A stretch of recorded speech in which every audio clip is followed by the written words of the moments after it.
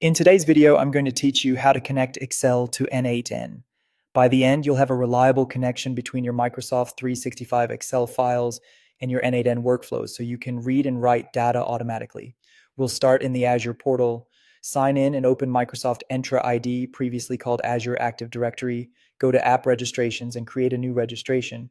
Give it a clear name so you can recognize it later, choose the account type that matches your organization, and complete the registration. After it's created, open certificates and secrets and add a new client secret. Copy the secret value immediately and store it securely because Azure only shows it once. If you can, set an expiration that matches your security policy and add a reminder to rotate it before it expires. Next, configure API permissions for Microsoft Graph. Open API permissions, add a permission, choose application permissions, and grant files read-write.all and sites read-write.all. These two give your app the ability to read and write files across OneDrive and SharePoint, which is essential for Excel workbooks stored in the cloud. If your tenant requires it, click Grant Admin Consent or ask an administrator to approve these permissions before moving on. Now switch to n8n. In your workflow, add a Microsoft Excel 365 node.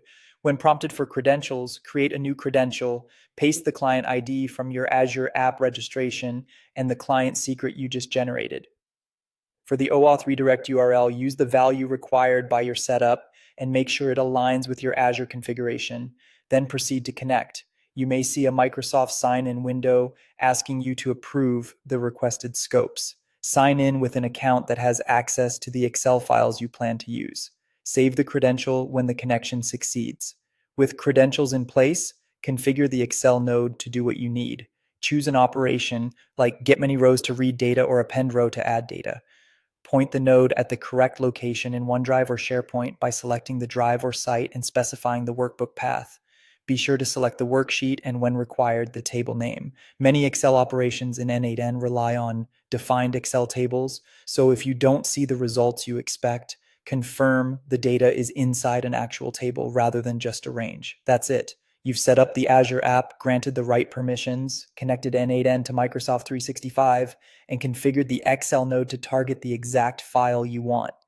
Run the node to verify the connection, and you're ready to build automations that keep your spreadsheets in sync.